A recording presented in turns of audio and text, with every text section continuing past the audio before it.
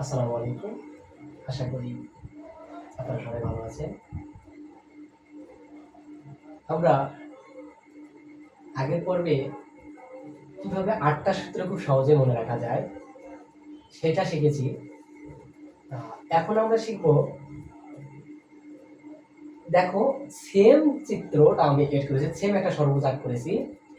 এই ষড়ভুজটা দিয়ে আমরা এবার ৯টা সূত্র মনে রাখবো। দেখো সবথেকে মোস্ট ইম্পর্টেন্ট তোমাদের যে ৯টা সূত্র আছে সেটা আমরা এখন শিখবো। এটা দেখো অনেকেই মনে রাখতে পারে না, আমার স্টুডেন্ট অনেক আছে, ওরা হঠাৎ করে ভুলে যায়, দেখা যাচ্ছে হঠাৎ করে একটা কোশ্চেন করলে ভুলে যাচ্ছে, সূত্রগুলো বলতে পারতেছে না। তো তোমরা যদি এই এই আমার এই কৌশলটা যদি একটু অবলম্বন করে বাসায় যদি সূত্রগুলো পড়ো তাহলে ইজিলি মনে রাখতে পারবা। দেখো এখানে আগের চিত্রের মতনই এখানে সাইন, সাইনের বিপরীত কস সেম আছে, ট্যান সাইন কস, ট্যানের বিপরীত কট, কসের বিপরীত সেক, সাইনের বিপরীত কস, আগের মতনই আছে। সবগুলোতে আমরা স্কয়ার দিয়েছি, সবগুলোতে কি দিয়েছি? স্কয়ার দিয়েছি। আগের মতো দেখো এখানে প্লাস ছিল, এখানে প্লাস, এখানে প্লাস আছে।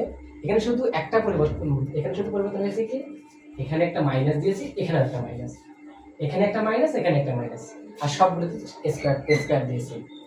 আমরা কিভাবে, দেখো এটা দিয়ে আমরা ৯টা সূত্র মনে রাখি।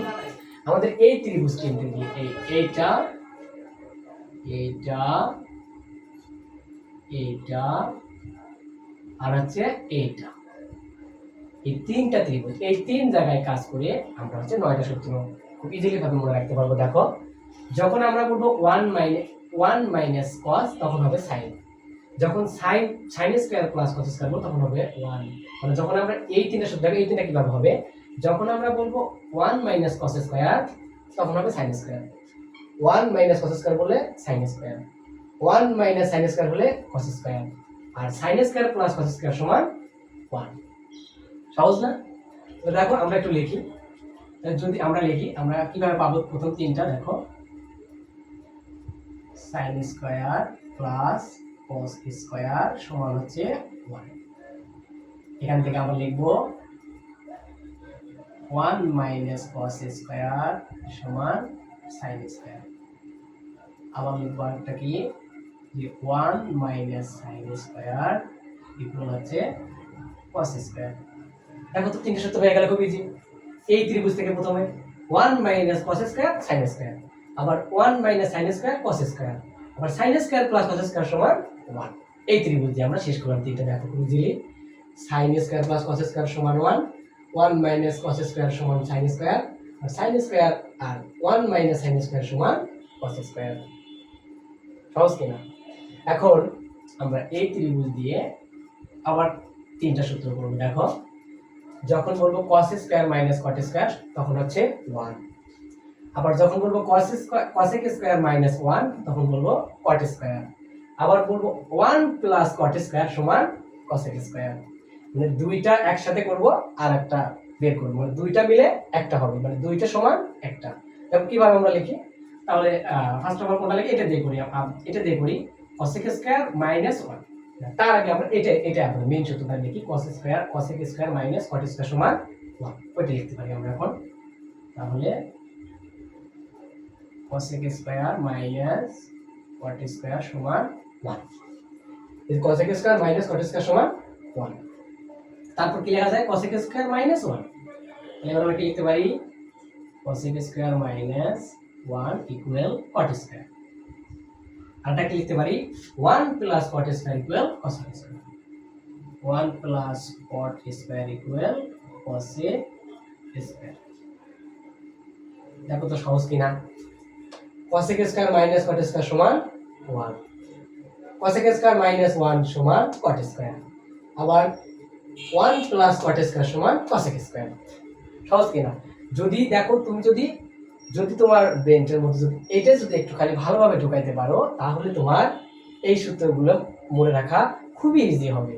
তারপরে দেখো আমরা এই চিত্র দিয়ে আমরা আবার তিনটা সূত্র আমরা শিখবো। দেখো কিভাবে, sec square minus tan square সমান 1, আবার যখন বলবো sec স্কয়ার মাইনাস 1 সমান tan স্কয়ার, আবার যখন বলবো tan স্কয়ার প্লাস 1 সমান sec স্কয়ার।